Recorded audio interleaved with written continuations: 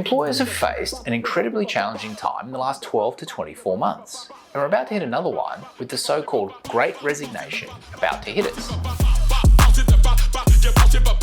The Great Resignation is this group of people or individuals who've had enough of their job and are looking to move on to something else. We've done videos tackling how you deal with that.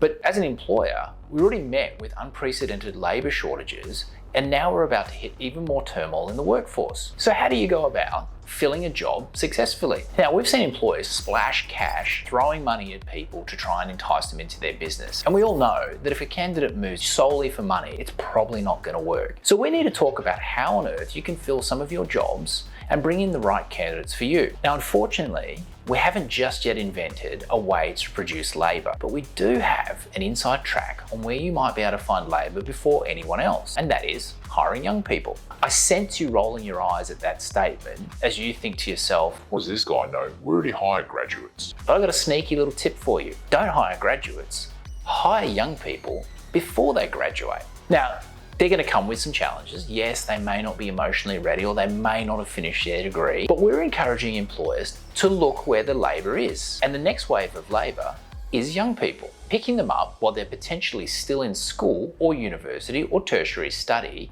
and integrating them into your workforce gives you an early track on talent before anyone else can get their hands on them. The upside to doing this, of course, is that you're able to integrate them into your business, teach them the way that your business works, and get them up to productive levels before you'd even normally access a person of this caliber. With universities and tertiary institutions offering flexible study arrangements, you can oftentimes have a candidate working in your business part-time while they're still studying, and in some instances, they could work full-time and study. Think about how quickly you can get that person up to speed, and actually, on the other hand, how much more valuable their degree or study is because they're actually putting study into real-life practice. The experience is valuable both to the candidate and to the employer. The other thing that you need to remember, and this is where you scream, "Get off my lawn," as a middle-aged person, is that the candidate is actually the asset and they control the power. Gone are the days where you have the candidates buy the horns and you send out this job offer and they all willingly jump at it at whatever price you offer. For a lot of young people out there, they're besieged with multiple job offers because there's such labour shortages. Many young people are spoiled for choice when it comes to job offers. There's such labour shortage issues that young people have multiple offers from multiple employers. So you really need to think about A, how you sell your business,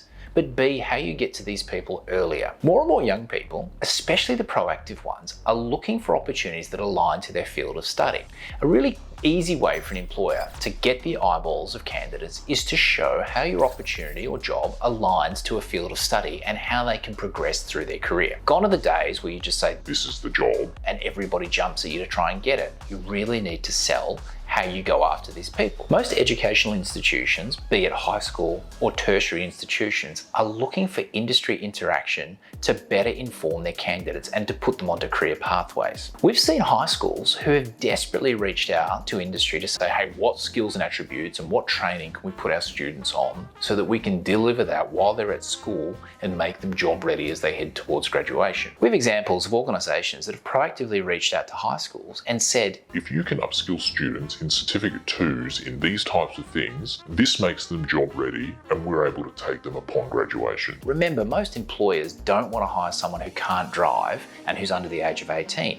But if they can do these things whilst they're still at school, they're really employable and can hit the ground running upon employment. It's really important as an employer to think outside the square and go to where the next wave of talent is. Unlike my day, where you would graduate and then absolutely run hard to apply for jobs, young people are being told to do what you love and to find things that align with your passions and interests. So it's really important for employers to package up what it is that they have to offer and go to where the talent lies, whether that be tertiary institutions or high schools. Folding young people into your business can give you untold benefits much earlier and also give you a foot up on the demand for labour because you got there first. And while we're thinking outside the square, it's also really important to consider the different ways you can engage talent. It doesn't always have to be a full-time opportunity. You can employ people part-time. You can employ people as an intern. You can offer yourself as a mentor. It's all about getting on these people's radar. The upside to internships or mentoring is that you can also try before you buy. So you fold someone into your business, perhaps in an unpaid capacity. You're giving them meaningful workplace experience and opportunity, but you're also able to ascertain whether or not they're the right person for you and your business. If you're looking to find talent much earlier, come to Studium. www.studium.work. Do I even want to call it tips for filling the gap? What is that? What? I was just about to crush it and then you walk down. What am I trying to say? I had an itchy head. It makes me look normal. Are we doing these? How did I start that one?